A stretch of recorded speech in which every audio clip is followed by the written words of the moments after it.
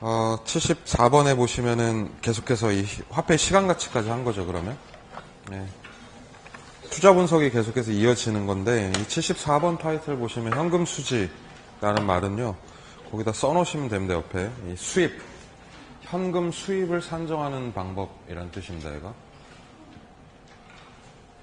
그래서 본격적인 투자 분석을 위해서 이제는 미래에 어떤 방식의 현금이 수입으로 들어오는가에 대한 이 수입 분석이거든요.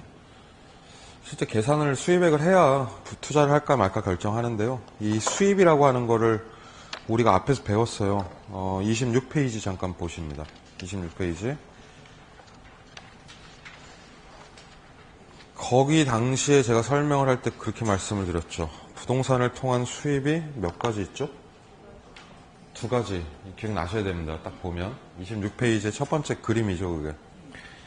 건물을 사서 임대사업을 하면 영업수입 생기죠. 네, 수입이라고 하는 게 첫 번째 영업을 통한 게 있고, 두 번째 이걸 되팔면서 프리미엄이 붙을 수 있다. 그러면서 처분 수입이라는 게 생기죠. 이 수입이라고 하는 게 지금 두 가지예요. 이렇게 앞에서 배운 내용이 영업수입과 그리고 처분 수입이 있는데, 이 영업수입을 갖다 소위 소득이득 이렇게 불렀죠. 그리고 처분 수입을 자본이득이라고 했습니다. 그럼 지금 이 시간부터는 이제 뭘 할 거냐면 이 두 가지 수입을 구하는 과정을 배우실 거예요. 어떤 방식으로 영업이득을 추정을 하고 어떤 식으로 자본이득을 추정을 하는지 이 두 가지를 가르쳐 드릴 건데, 그걸 위해서 사례를 하나 써놓은 겁니다. 맨 밑에 보시면 건물 한 채 그려져 있고요. 디테일한 사례들이 나와 있죠. 이 사례는 중요한 건 아닙니다. 단순하게 이해를 돕기 위해서 하는 거니까요. 35페이지 아래쪽 펴놓고 그냥 제가 드리는 말씀을 들으시면 됩니다. 가령 이런 게 있다는 거죠. A라는 사람이 임대사업을 하려고 하는데 할까 말까 고민이에요, 지금 사실. 그래서 이 임대사업을 통해서 어떤 내가 현금 수입을 거둘 수 있는가를 계산을 하려고 하는 겁니다. 이 건물이 좀 비싸죠. 100억짜리 건물입니다, 이렇게. 그래서 얘를 사가지고 임대사업을 할 건데 5년간 지금 현재 계획은 임대사업을 진행을 할 겁니다. 영업을 하고 5년 뒤에 이걸 매각할 계획이 있는데, 현재 이 건물이 프리미엄이 괜찮아요. 매각할 때 매각 예상 매도가가 120억 정도 예상이 된다는 거예요. 그럼 이 사람은 지금 돈 두 가지로 버는 거 나오죠, 그렇죠? 5년 동안에 월세 수입이 지속적으로 생길 것이고, 처분했을 때 20억 프리미엄이 붙고요. 그래서 이 두 가지 과정을 구할 거예요, 지금부터. 근데 이 사무실에 약간 디테일이 있는데, 이 사무실이 40실이 있습니다. 근데 이 실당 예를 들면 50만 원을 받는다? 이렇게 돼 있는 거고요. 이 100억이니까 좀 비싸잖아요, 건물이. 그래서 내 돈만으로 못 사고, 자기 돈 40억 꺼내서 이 부족한 부분을 융자로 메꿉니다. 그래서 융자 60억 끼고 들어가는 거예요, 이 건물에. 융자 꼈으니까 금리 조건, 만기 조건 써놨죠, 거기다. 금리 7%로 이걸 땡길 거고, 우리 만기 20년, 이렇게요. 그러면 이 저번주 배운 거 복습 좀 합시다, 여기서. 100억이라고 하는 걸 뭐라고 그러죠, 총투자액, 이렇게 불렀죠. 총투자액을 부동산 뭐라고 한다? 이 학원에도 말이죠. 이 체벌이 필요하다, 이렇게 생각합니다. 구타, 폭력 이런 게 허용이 돼야 되는데 말이죠. 이 100억이 총 투자액이자 부동산 가치. 기억나셔야 돼요, 이거. 총 투자액 이퀄 부동산 가치. 처음에는 계속 까먹으실 거예요, 아마. 계속 보셔야 돼요, 다시. 총 투자액 부동산 가치 100억. 이 40억은 자기 자본이라고 합니다. 맞죠? 그럼 은행 돈 60억을 타인 자본, 이렇게 불러요. 자기 자본, 타인 자본. 40억을 지분 투자액이라고 했고, 이 60억을 저당 모식이라고 하죠. 저당. 대부액, 그쵸? 론입니다. 얘가 레버리지 역할을 하고 있죠. 대출을 60억 껴가지고 들어갔는데 7%의 금리가 있습니다. 이 금리를 차입 이자율이라고도 하고, 얘를 타인 자본 수익률. 금리를 저당 수익률. 이렇게 부르죠. 자, 어쨌든 레버리지가 60억 들어와 있다, 이렇게 이해를 하셔야 돼요. 7% 금리입니다. 그렇게 5년간 영업하다가 이걸 되팔 건데, 그러면 이 사람은 요 과정에서 수입 하나, 요 과정에서 수입 하나, 수입 덩어리가 크게 두 가지가 생기는 겁니다. 자, 넘겨보시죠, 한 장. 그럼 다음 장을 보시면요. 회색 박스가 크게 두 개 보이시죠? 위로 아래로. 그거를 갖다가 이제 다 외우시면 됩니다. 다 외우시면 됩니다. 그대로 한 글자도 안 펴놓고 똑같이 외울 건데 이거 못 외우시는 분은 진짜 한 분도 없으세요. 이 박스를 30번 정도 볼 거거든요. 시험 볼 때까지. 그래서 오늘 당장 외울 필요 전혀 없습니다. 근데 제가 이 두 가지를 컨셉을 잡아드릴 거예요. 이게 이런 뜻이다 이렇게. 그래서 이해를 한번 해보시면 암기할 때 상당히 도움이 되실 거예요. 어쨌든 외워야 되는 건데 박스가 두 개 있다는 건 그 위 박스는 영업 흐름이란 얘기고요. 아래 박스는 처분의 흐름이란 얘기예요. 자, 다시 위의 회색 박스는 소득 이득 구하는 과정이고 아래쪽은 자본 이득 구하는 과정이다. 결국에는 수입이 두 가지니까 따로 이 계정을 배우는 거라서 회계 과목처럼 공부하시는 거예요. 여기서는 가계부 쓰는 거죠. 어디서 뭘 빼서 뭐가 나오고 못 빼고 뭐가 나오고 이렇게 두 가지 과정을 그래서 나눠서 말씀드릴 건데요. 첫 번째 영업 과정 있죠. 영업. 그래서 얘를 소득이득을 구할 겁니다. 먼저. 근데 컨셉을 좀 먼저 말씀드릴게요. 이게 지금 요 양반이 5년간 임대사업을 한다고 했으니 일단은 임대사업에서 이 풀로 만실이 돌아가면 영업이니까 매출이라는 게 있지 않겠습니까? 총 매출? 임대사업을 통해서 얻을 수 있는 가능한 총 매출이 있을 텐데 이 매출을 구해 놓고 그 다음에 이제 계산을 시작을 하는 거예요. 매출은 지금도 구할 수 있습니다. 이거 40실에 실당 50이라고 했죠. 그럼 풀로 돌아가면 얼마요? 2천만 원을 버는 거죠. 이게 총 매출이잖아요. 근데 이 돈이 다 들어오진 않는다 주머니에. 그러니까 임대사업 하다 보면 뭐 나가는 돈들이 분명히 있을 거라고요. 그래서 그 나가는 비용들을 이렇게 뺄 거예요. 하나씩. 처음에는 임대사업 하니까 각종 경비 나가는 거 있을 거고요. 영업경비. 그리고 그 다음에는 요 레버리지 내야죠. 부채. 그러면은 부채 비용 뺄 거고요. 그리고 마지막에 돈 벌었으니까 나라에 세금 내야 되잖아요. 그러니까 전체 이 큰 파이 덩어리에서 세 가지를 뺀다. 경비, 부채, 세금. 중요한 건 이걸 순서대로 빼야 돼요. 이 순서가 뒤집히면 틀립니다. 그래서 제가 앞으로 얘를 경부세 순서 이렇게 부를 거예요. 경비, 부채, 그리고 막판에 세금을 내면 세금을 완납을 하면요. 그럼 그 회색 박스 마지막에 보세요. 그럼 뭐가 나오는 거예요? 맨 끝에? 세후가 나오는 거예요. 세금 냈어 이런 뜻이죠.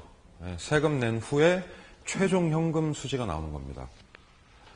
그 박스의 시작이 뭐죠? 맨 위에서 시작하는 말이 가능. 그게 매출이에요. 매출.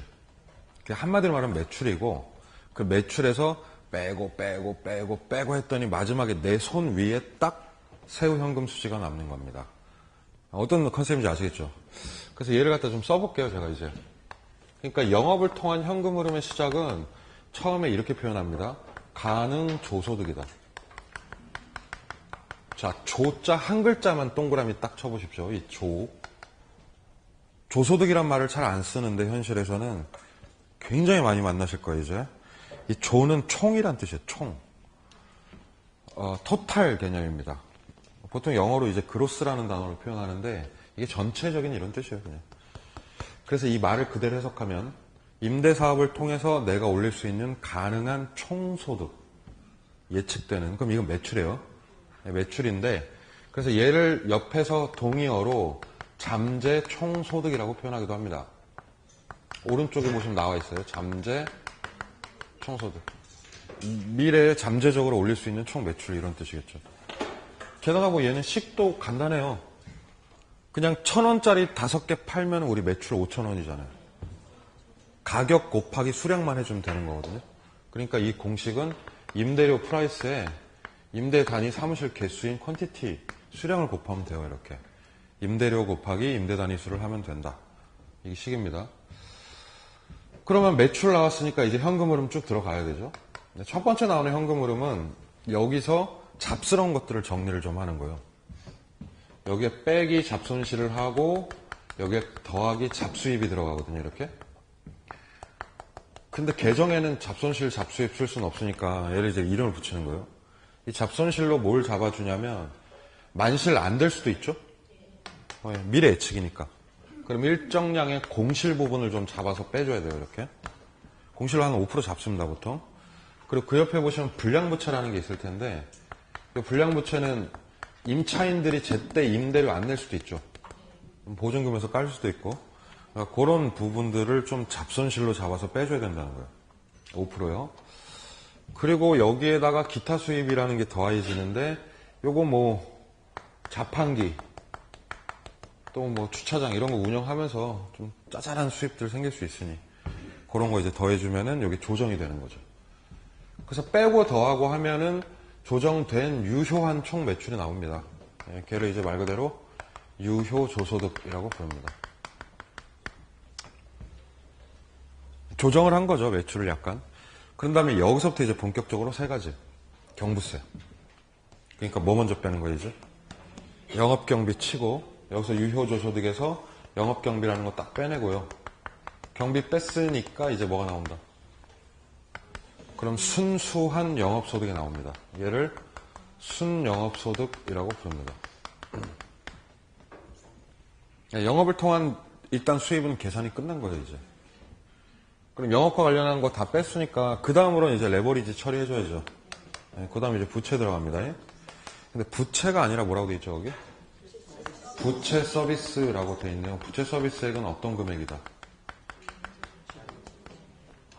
그쵸, 이것도 저번 주에 했어요. 이거 원리금이에요, 원리금. 네, 상환액 맞습니다. 원리금, 원금 플러스 이자 금액이죠.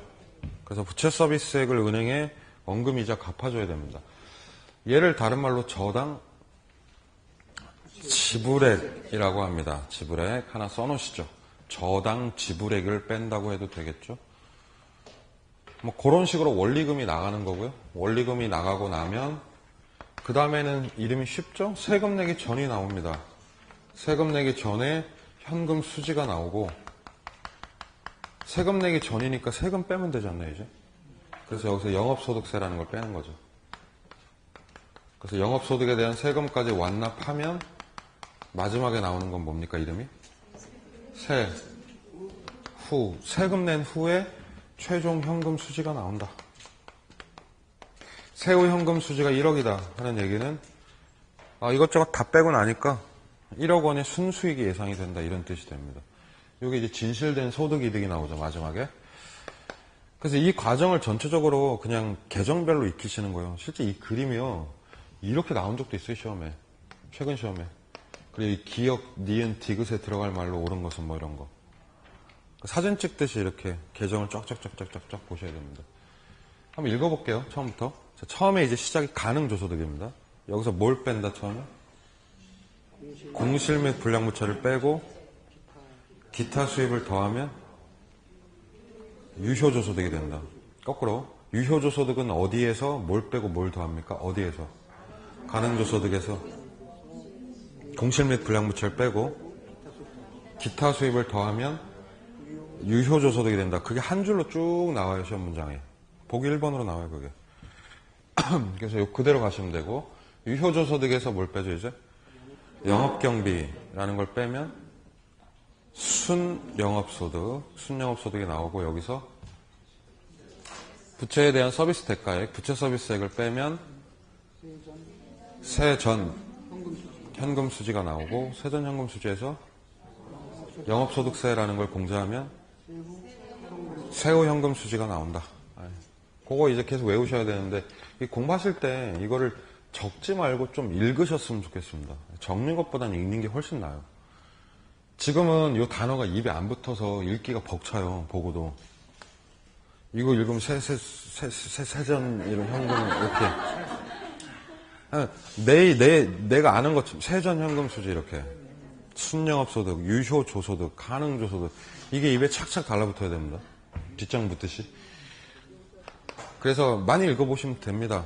오늘 당장 급한 건 아니니까 오늘은 컨셉을 이렇게 잡고 가요, 그냥. 요 영업 흐름이라는 놈은 매출에서 까는 거다, 이렇게 하나씩 까는 거다.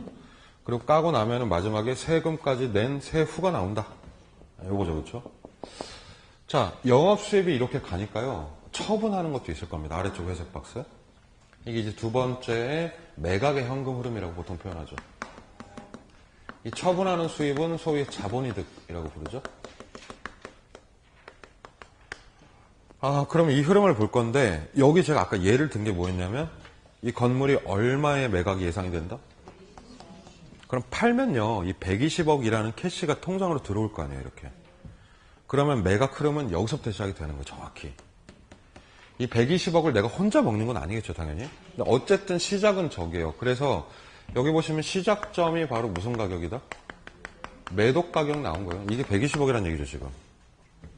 그러면 여기서 이제 나가는 돈들을 또 정리를 해줘야 되죠. 근데 똑같은 게 뭐냐면 나갈 때 요 순서로 나가는 거예요, 얘도.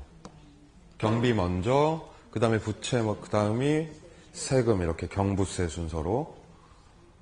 그러면 여기서 경비를 뺄 건데 아까는 영업했으니까 영업경비고 지금은 판매하니까 매도경비라고 말을 붙이면 되는 거죠.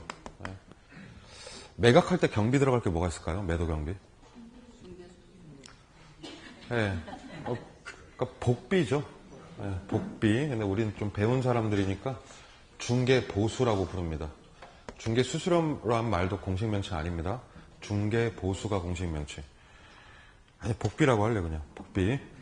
복비 나가고, 복비 내면은 뭐 나옵니까, 밑에? 순 나와요, 순. 근데 이번엔 순 영업소득이 아니라 순 매도액이라고 하는 거죠. 근데 저는 공부할 때 꼭 좌우를 같이 봐야 된다고 생각을 하는데, 이 흐름이 비슷하지 않나요, 지금? 경비를 빼서 순이 나왔잖아요, 여기도. 왼쪽에서도. 여기도 경비를 빼서 순이 나온 건데, 인마는 영업이니까 영업경비. 얘는 매각이니까 매도경비. 얘는 영업소득. 그럼 얘는 매도액. 이러면 되는 거예요. 그러니까 왼쪽을 외우면 오른쪽이 좀 자동으로 암기가 되실 거예요. 그럼 순매도액 다음에 우리가 정리를 해줘야 될 게 이놈의 부채 서비스액인데, 자, 여기 보시죠. 지금 이 양반이 60억 레버리지 대출을 갖다가 몇 년에 걸쳐 갚기로 했죠? 근데 몇 년 영업을 했죠? 그럼 5년간은 60개월 동안은 영업하면서 갚았을 거 아니에요. 그렇죠? 그게 이제 부채 서비스액입니다. 그러니까 다달이 원리금을 낸 것이다. 이렇게 보시면 되죠. 그런데 여기서 팔아버렸거든요. 팔고 문제는 이 돈을 훌러당 내가 다 받아버렸거든. 그럼 이제 매각을 했으니 내 수익을 구하려면 은행 몫을 어떻게 해야 돼요? 한 번에 털어버려야 돼요. 한 번에 털어야 돼요, 이제는. 영업을 하는 게 아니니까. 그러면 지금 5년치 갚았으니까 몇 년 남았어요? 그럼 15년치를 중도상환을 팍 해버려야 되는 거예요, 지금. 그래서 돈을 띄어서 주니까 여기다가는 잔금이라는 표현을 씁니다. 미상환된 융자의 잔금을 뺀다, 이렇게 되어 있는 거죠. 그래서 잔금이라고만 외울게요. 그냥 피곤하니까 잔금 이러시면 됩니다. 이해를 해야 돼요. 여기서는 원리금을 뺐고 여기선 잔금을 치고 있단 말이에요. 얘는 영업을 하니까 다달이 갚는 거고 얘는 되팔아버렸으니까 한 방에 처리한다, 이렇게 이해하시면 되죠. 그래서 이 자리에 부채 서비스액이 나오면 틀린 거예요. 용어를 좌우로 구별을 하셔야 됩니다, 조금.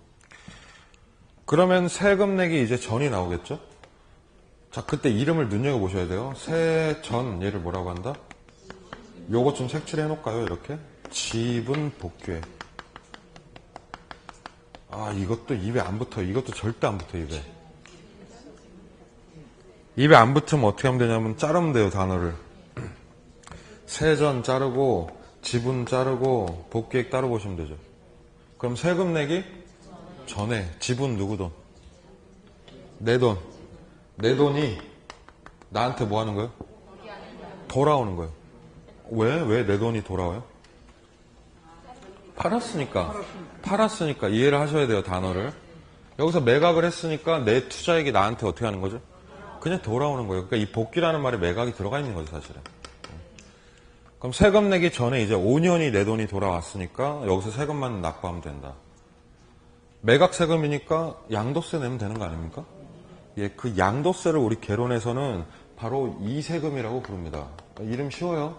자, 무슨 세? 자본이득에 대한 세금이다. 이게 처분 세금이기 때문에 양도세라고 이해하시면 되고.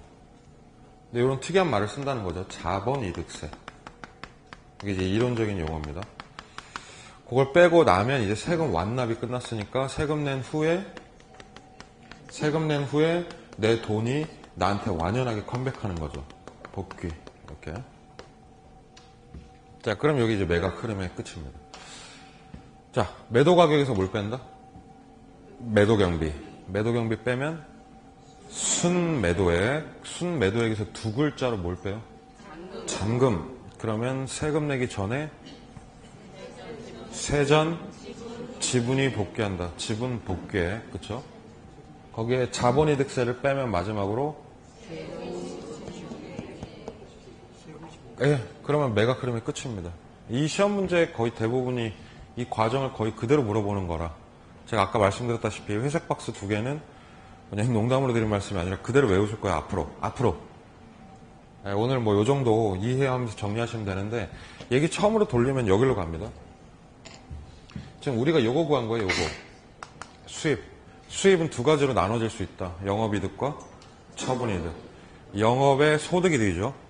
이 소득이득을 구해놓고 보니 이놈이 마지막에 세후 현금 수지라는 수입이 나오는 거고요.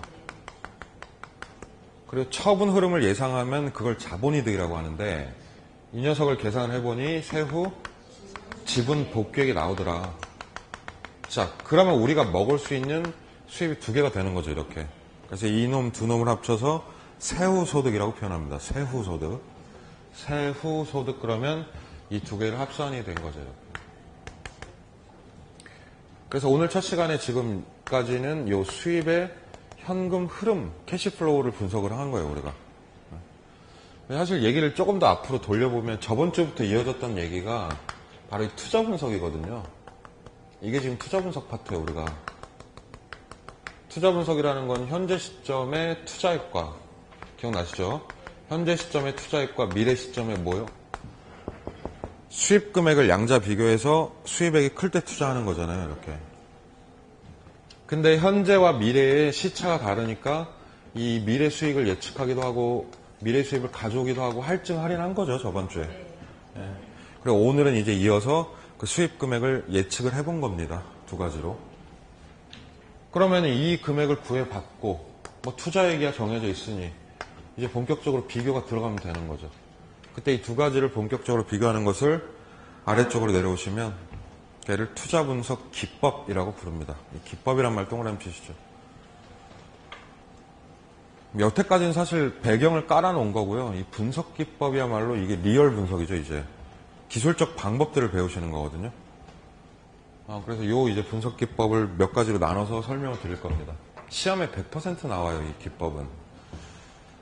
오늘은 진짜 수박 겉핥기도 아니라 겉냄새 맡기 정도? 맛도 안 보고 끝낼 거예요, 오늘은. 이 투자 분석하는 게 1시간 반 정도 걸려요, 수업할 때. 그 정도로 복잡한데, 오늘은 기초만 잡아드릴게요, 이렇게. 자, 봅시다. 이 투자 분석이 현재 시점의 투자액과 미래의 수입액을 비교를 한다. 이건데, 분석 오늘 하죠? 지금 하죠, 지금. 여기서 의사결정을 해야 되잖아요, 이제. 이거 할까 말까, 이렇게. 그러려면 이제 미래 수입액을 추정을 해야 되는데, 제가 저번 주에 이런 사례를 들은 적이 있어요. 이 사장님이 편의점에 투자하려고 하는데, 이 사장님이 1억 투자하려고 해요, 지금. 근데 1억 원을 투자했더니 1년 뒤에 수입 예측액이 1,000만 원이라고 합시다. 이 1,000만 원은 현재가 아니라 언제 발생한다? 근데 사실 분석은 여기서 하거든요. 분석은 여기서요, 여기서. 그럼 얘 수익률 사실 몇 프로예요? 언뜻 보면 10%인데 10% 계산하면 안 된다고 했어요, 제가. 왜냐면 수입이 1년 뒤에 있으니까 정확히 계산하려면 이 수입을 무슨 가치로? 이자를 빼서 현재 가치로 할인해놔야죠. 그러니까 현재 시점에서 봤을 때 990만 원 정도를 봐야 맞다는 거예요. 그럼 수익률이 9.9%가 나오는 거예요, 원래. 근데 이렇게 분석하시는 분 있으세요? 멀리 하세요. 이렇게 분석하시는 분이 있으면 가까이 하면 안 되는 사람이에요, 그 사람. 제정신이 아니니까. 근데 이게 논리적으로 맞긴 하죠, 말이. 그랬을 때 이렇게 미래 수입을 현재 가치로 분석해서 990만 원으로 놓고 분석하는 기법이 있다 이거죠. 그래서 얘를 할인법이라고 부릅니다. 뭐 그렇죠. 미래 수입을 할인해 놓고 분석을 했으니까. 할인법. 근데 우리는 대체적으로 이렇게 한다 안 한다? 피곤하니까 이렇게 하지 말고 그냥 1,000만 원 분석하자. 이렇게 할 수도 있겠죠. 그럼 1,000만 원으로 보고 분석하는 방법을 비할인법이라고 부르는 거죠. 그러니까 투자분석 기법은 크게 카테고리가 두 가지로 확 나눠지는 거예요. 금액을 할인하는 무슨 법과 할인법과 할인하지 않는 비할인법. 다시 화폐의 시간 가치를 고려한다 그러면 무슨 법이에요? 고려한다 그러면 그럼 할인법이고 고려하지 않는 비할인법 이렇게 되는 거죠. 1000만 원으로 계산하면 비할인법입니다. 맞죠? 990으로 계산하면 오케이. 자, 밑에 박스 보시면 제가 써놓은 게 1, 2번이 그거예요. 맨 밑에 박스 있죠? 36페이지. 박스 안에 1번 분석 기법에는 시간 가치를 고려한다고 써놨는데 요게 이제 할인법이 되는 거고 고려하지 않는 이 바로 비할인법 이렇게 가는 거죠. 할인법 안에 너댓 개 방법이 있고 비할인법 안에 한 10개 정도 있어요 방법이. 그래서 다 배우려면 엄청난데 양이. 오늘은 그 중에 딱 하나만 찍어서 말씀드리려고. 2번 바로 할인을 하는 방법의 대표를 얘기를 하겠습니다. 할인을 하는 방법으로 뭐가 있다? 색칠할게요. 이름이 길다 이게. 할인, 현금 수지, 분석법.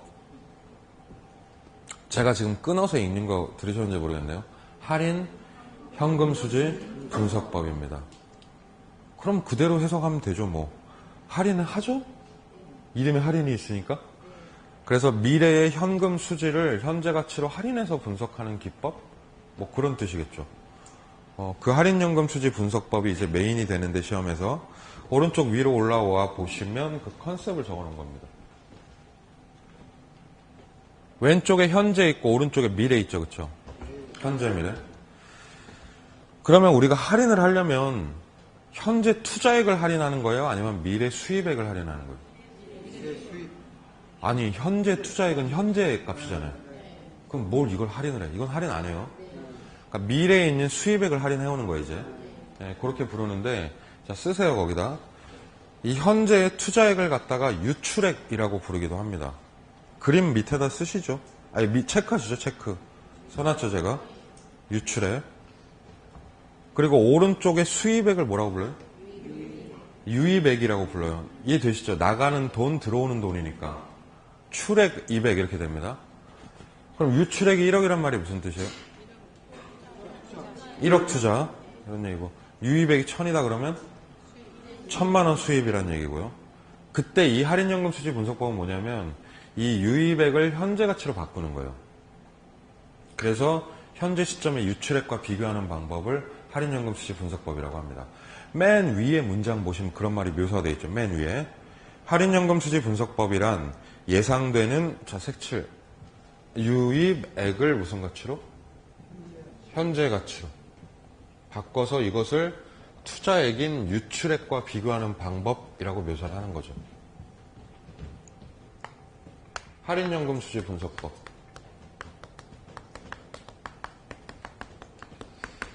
그러니까 얘를 갖다 문장으로 묘사하면 이렇게 나와요 시험에. 지금은 이게 별 느낌이 없으실 텐데 이게 굉장히 중요합니다 나중에. 이 할인연금 수지 분석법을 하려면 미래 수입액인 유입액을 무슨 가치로? 현재 가치로 바꿔야 돼요. 그래서 우리가 책에다가 표기는 이렇게 돼요 보통. 이론적으로 유입의 현이란 말을 붙입니다. 그럼 이건 할인이 됐다는 얘기예요 이 금액이. 그래서 유입의 현가와 유출의 현가를 서로 비교하는 방법.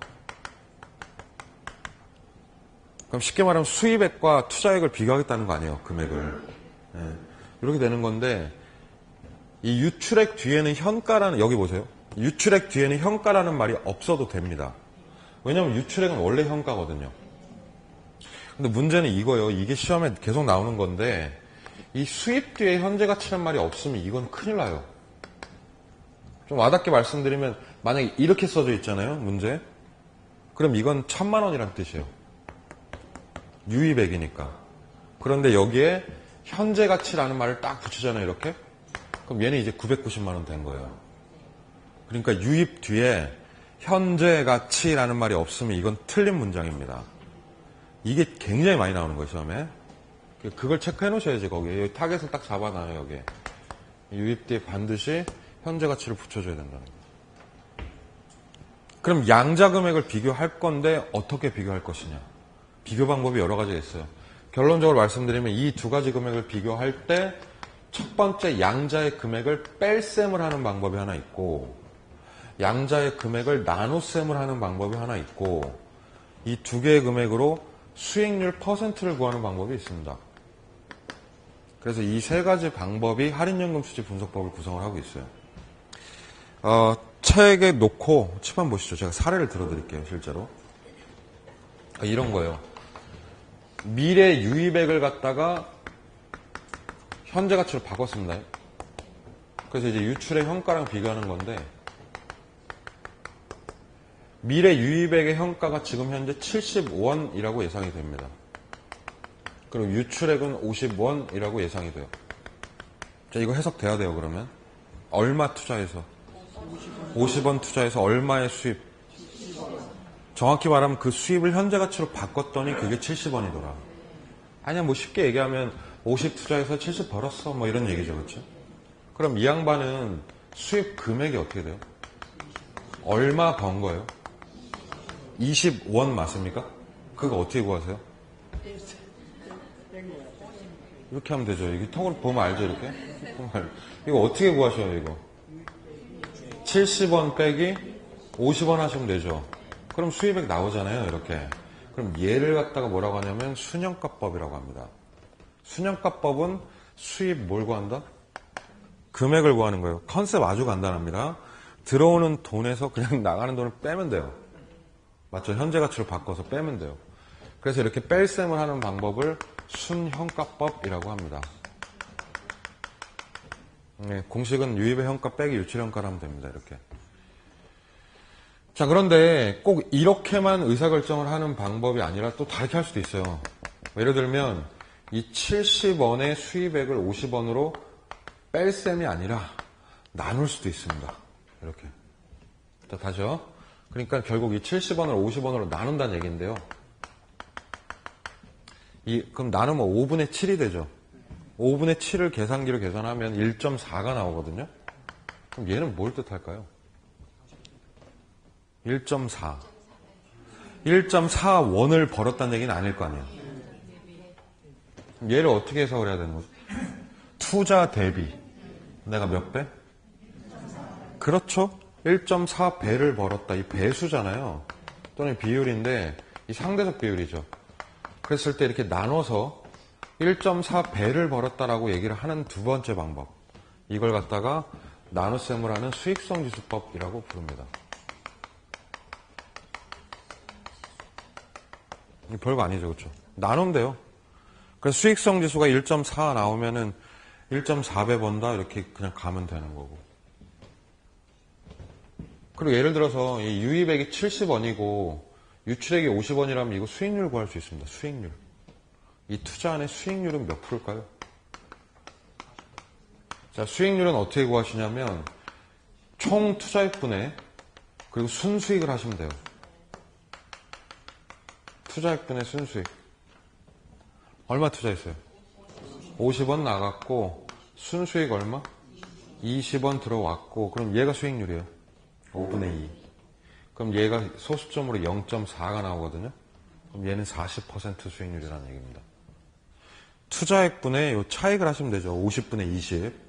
예, 그래서 40%를 구하는데 이렇게 수익률의 퍼센트를 구하는 방법을 소위 내부 수익률법이라고 부릅니다.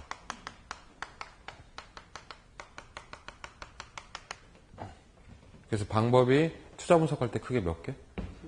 예, 이렇게 세 가지로 갈라지는 거예요. 순형가법, 수익성 지수법, 내부 수익률법 이렇게 되는 거죠. 근데 사실 우리가 이 방법을요 현실에서 다 들어봤어요. 한 번쯤은. 그러니까 뭐 그런 거죠. 한번 골라보세요. 여러분들이. 내 친구가 나한테 그러는 거예요. 너 여윳돈 있니? 너 그럼 투자 좀 해. 야, 그 펀드 그거 넣으니까 수익률 한 8% 정도 난다더라. 그럼 그게 8%가 뭐예요? 그럼 뭐 야매로 얘기하자면 그게 내부 수익률이라는 얘기예요. 8% 번다 이랬잖아요. 그 다가구 주택 거기 있잖아. 거기 투자했더니 야 2억 벌었대 걔. 이렇게 얘기한 거 2억. 그럼 뭐예요? 그럼 이건 순형가라는 거죠. 그렇죠? 그리고 뭐 거기 뭐 재건축 뭐 투자했더니 투자 대비 2배는 먹는다고 그러더라. 야 이러면 수익성 지수법이죠. 이게 안 쓰는 말이 아니에요. 우리가. 제가 밑에 그려놓은 그 그림 바로 그겁니다. 이 오른쪽에 언니가 1호 전에 서서 여기 투자를 하시면 3억 원을 벌어요. 3배를 벌어요. 30%를 벌어요. 근데 이 같은 3의 의미가 다르다 이거지. 그때 3억 원을 벌어요. 무슨 법? 순영가법. 3배를 벌어요. 수익성 지수법. 30% 벌어요. 내부 수익률법. 아시겠죠, 문제? 예. 이렇게 얘기하면 더없이 쉽지만 이게 사실은 굉장히 어렵습니다. 제가 너무 야매로 얘기한 거예요, 지금. 근데 직관적으로 이해할 때는 이게 맞긴 해요. 맞는 말이에요, 셋 다. 금액을 구하거나 배수를 구하거나 퍼센트 수익률을 구해서 우리가 의사결정을 한다는 거예요, 이 방법으로. 그래서 이 방법들을 통해서 최종 의사결정을 하게 되는데 투자를 하겠다라고 판정하면 그걸 채택. 그리고 안 해. 그럼 그걸 뭐라고 한다? 이 기각이라고 하는 거죠. 채택과 기각을 이 크게 보면 세 가지 방법으로 많이 결정을 한다. 이렇게 보시면 됩니다. 하나 넘겨보시죠. 그럼 내가 투자를 하기로 했어요. 채택. 그럼 투자를 하기로 했으면 뭐가 필요하죠? 요 투자하기로 했잖아요. 그럼 요거 살짝 내리시면 되죠, 이렇게. 약간 이렇게 좀 힘들어지면 되잖아요. 뭐가 필요해요, 이게? 돈이 필요해요, 돈. 돈 필요하면 땡겨와야지. 그게 타이틀 06번보다 금융론입니다. 투자론 다음에 금융론이 들어가는 거예요. 투자하기로 했으니 자금을 융통을 하자 이런 얘기 아니겠습니까? 금융은 자금의 융통이란 뜻이죠. 줄여서 말하는 건데 우리 입장에서는 다 뭐예요? 대출이에요, 대출. 우리 입장에서는 대출이에요. 그래서 한동안 계속 대출 얘기를 할 거예요, 여기서. 여기 초반부는 주택담보대출로 이루어져 있어요. 근데 우리만 돈이 필요한 게 아니라 건설사도 필요할 거 아닙니까? 그럼 나름 건설사도 자금을 땡겨오겠죠? 이걸 이제 개발금융이라고 합니다. 그래서 이제 그것들을 배우실 거고, 크게 보면 양대축으로서는 소비금융과 개발금융으로 나눠지면서 이제 금융이 흘러가는 거죠. 그래서 안 그래도 지금 얘기 한번 쭉 해볼까요? 표 보면서. 금융의 분류라고 나와 있는데, 금융의 시작은 이 세 세트 분류되면서 이루어지는 거예요. 외울 거 없으니까 얘는 책을 편안하게 읽을게요, 제가 지금. 자, 첫 번째 보시면 무슨 금융이 있어요? 쓰세요, 그 위에다. 소비금융과 개발금융이란 말 위에다가 주체별 분류라고 쓰세요. 누가 돈을 땡기느냐의 주체별 분류 이렇게 되는 거죠. 뭐 볼 것도 없이 소비금융은 나고 개발금융은 건설사고 이렇게 보시면 돼요. 1번 소비금융이란 자 밑줄 일반적으로 뭐다? 주택담보대출을 의미합니다. 그러니까 아랫줄 자금의 수요자인 우리 차입자들이 자신의 주택을 담보로 잡히고 저당을 때리고 자금을 은행으로부터 대출받는다. 이 됐죠? 2번에 소비금융을 하게 되면 대출액을 국민은행에서 1억을 한 번에 받죠. 그걸 무슨 대출? 일시불 대출이라고 하고 갚을 때는 막 10년, 20년씩 나눠 갚는다. 무슨 상환? 분할 상환입니다. 외울 거 없어요. 분할 상환. 3번. 그런데 이 개발금융이라고 하는 건 가장 어려운 말로 하면 건축 대부. 괄호 안에 있는 건설금융으로 이해하자 이거죠. 삽질 대부입니다. 이 삽질하면서 돈 끌어모으는 건데 아랫줄 자금의 수요자가 누가 되죠 이제? 시행사나 건설사, 쉽게 말하면 시공사. 그러니까 시행과 시공에서 자기들 파이낸싱을 하는 거죠. 그런 금융을 개발금융이라고 합니다. 그런데 뭐 아파트 짓는데 보통 1,000억 이상 들거든요. 그러면 이 돈을 땡겨올 때 금액을 한 번에 줄 리가 없어요, 은행에서. 갖고 튈 수도 있잖아요, 얘가. 그래서 아랫줄 4번에 대출 금액이 보통 어떻게? 분할 제공이 된다는 거예요. 이건 공정별 대출이다 이렇게 얘기하기도 합니다. 분할로 대출을 하기도 하고 갚을 때는 어떻게? 분양금 받아서 한 번에 다 갚아줘야 돼요. 그래서 얘를 일시불 상환을 한다라고 표현을 하는 것뿐입니다. 우리에게 주택담보대출이 있다면 건설사에겐 프로젝트 파이낸싱이 있습니다. 그래서 마지막에 5번에 현재 우리나라의 대부분 시행시공사에 의해 진행되는 사업에서는 자, 요거 별표예요. 프로젝트 금융이라는 게 활용이 된다. 프로젝트 금융이라는 말보다는 그 괄호 안에 있는 표현대로 프로젝트 파이낸싱이라는 표현 쓰고요. 뭐 요거 배우실 거예요, 오늘. 요거 이제 소위 PF라고 많이 부릅니다. PF 대출. 요건 좀 알아두셔야 돼요, 제대로. 그게 이제 주체에 따른 분류였습니다. 두 번째로 내려오시면 세로 축에 직접금융, 간접금융이 있나요? 예, 조달 방법에 따른 분류입니다. 조달 방법. 우리들은 돈 빌릴 때 무조건 어디 가서 빌려요? 우리들은 지나가는 사람들한테 돈 꺼주세요 할 수는 없잖아요, 나가서. 그러니까 은행을 경유하지 않으면 돈 빌리기가 거의 불가하단 말이죠. 그렇게 은행을 통한 파이낸싱을 2번 동그라미에 있는 간접금융이라고 합니다. 은행을 통해서 간접적으로 돈을 조달하는 거죠. 그래서 간접금융은 쭉 읽어보시면 은행을 통하여 라는 6글자가 있을 거예요. 네, 그게 이제 핵심입니다. 일반적으로 그냥 담보대출? 이렇게 이해하시면 될 것 같고. 근데 기업들은 말이죠. 은행 통하지 않고 돈 걸 수 있어요. 가능합니다. 그러니까 삼성에서 돈이 필요한데 삼성에서 1,000억 원이 필요하면은 대출 받아도 되겠죠. 그럼 그게 간접금융이고. 근데 기업들은 1,000억 원 필요할 때 어떻게 하면 돼요? 그냥 자신의 눈알을 이렇게 빼서 팔면 됩니다. 콧구멍 뜯어가지고 팔고. 지분을 나눠서 팔면 되는데 그게 뭐다? 주식이죠. 주식. 그렇죠? 자신의 몸뚱아리를 조각을 내서 팔면 됩니다. 지분권을. 그러니까 이 주식 자체는 은행을 통하지 않고도 돈 조달할 수 있는 거죠. 그럼 사람들이 주식 투자하면 그 투자금으로 돈 쓰면 되잖아요. 또는 말이죠. 어떻게 하면 되냐면 야 갚을 테니까 좀 꺼줘. 한 6개월만. 이렇게 약속증서, 원 같은 거 발행하면 돼요. 이 약속증서 발행하는 걸 채권이라고 합니다. 채권. 그때 이 채권을 보통 회사채라고 부르죠. 회사가 발행하는 채권이죠. 그래서 기업들은 시장에다가 주식이나 채권을 발행해서 투자자의 돈을 다이렉트로 뽑아올 수 있다. 이거예요. 자, 이게 무슨 금융? 직접 금융입니다. 못 외워도 돼요. 이해하세요 그냥. 안 해도 돼요 이거. 이렇게 되는 거죠. 그래서 두 가지 직접과 간접은 그렇게 간단하게 치고 넘어가겠습니다. 밑에 보시면은 이제 별표 하나만 할까요, 여기에? 바로 지분금융과 부채금융이라는 표현. 이게 그나마 제일 중요하거든요, 셋 중에. 그래서 이 차이를 말씀드릴 건데, 이런 뜻입니다. 자, 우리가 지분하고 부채란 말 배우지 않았나요? 지분은 누구 돈? 내 돈이면 하나 쓸게요. 이 지분금융은 무지하게 어렵게 얘기하면 자기 자본을 조달하는 금융이다. 이런 뜻이에요. 이 하나 써놓으세요, 이렇게. 부채금융은 밑줄만 치시면 돼요. 얘는 자기 자본이 아니라 누구 자본. 타인 자본을 조달하는 것이다. 이 책에 보면 가장 먼저 이 두 가지 말이 나옵니다만 말을 보면 이게 뭐지 이럽니다. 그래서 얘를 살을 붙여드릴 건데요. 진짜 쉬워요. 얘는 딱 하나만 알면. 지분금융은 이게 누구 돈이라고요? 내 돈이면은 얘는 뭐냐면 갚지 않아도 된다는 뜻이에요. 나한테 돈을 준 사람에게 돈을 갚을 필요가 없는 거예요. 그게 지분금융. 이게 내 돈이니까. 근데 이 부채금융은 남의 돈을 쓱 빌려 와서 쓴 거거든요. 그럼 되돌려줘야 될 거 아니에요. 그때 원금 이자를 갚아주는 금융이 바로 부채금융이다. 이렇게 보시면 되죠. 자, 그러면 주택담보대출은 지분금융이에요, 부채금융이에요? 은행 돈 빌려다가 쓴 거니까 갚잖아요. 이자 붙여서. 그럼 우리가 흔히 생각하는 담보대출은 무슨 금융? 부채금융이에요. 부채금융. 그런데 이 지분금융 그럼 종류가 없느냐? 있어요.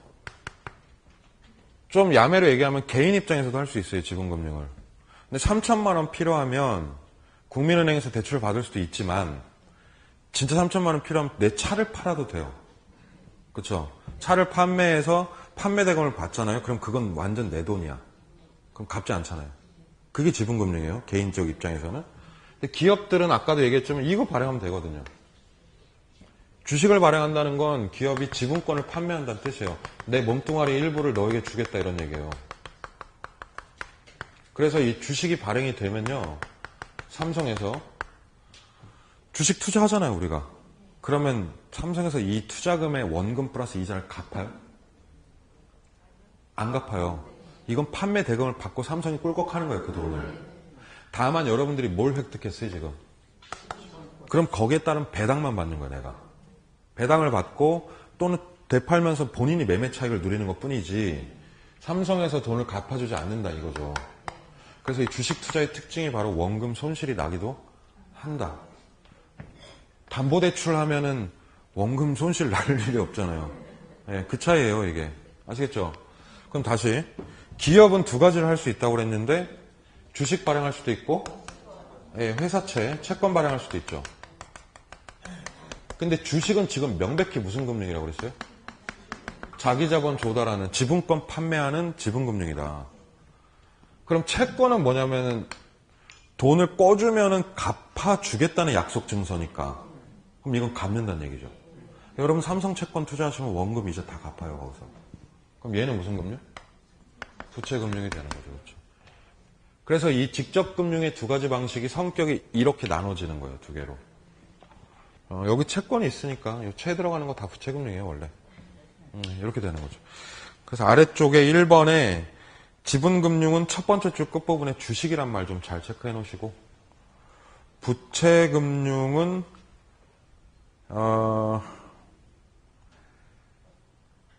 쓰세요. 아니다. 처음에 있다. 처음에 저당을 설정하거나 사채를 발행한다 이런 얘기 있죠. 이 사채라는 게 회사 채권입니다.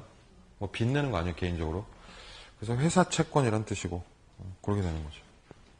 그래서 이러한 다양한 금융 기법들에 대한 공부도 하실 거예요, 나중에. 지분금융과 뭐 부채금융 방식들. 자, 어쨌든 금융 구분은 그렇게 되는 거고, 이 초반부에는 보통 주택담보대출이 주를 이루니까 우리가 잠시 쉬었다가 77번에 있는 담보대출 얘기를 들어가도록 하겠습니다.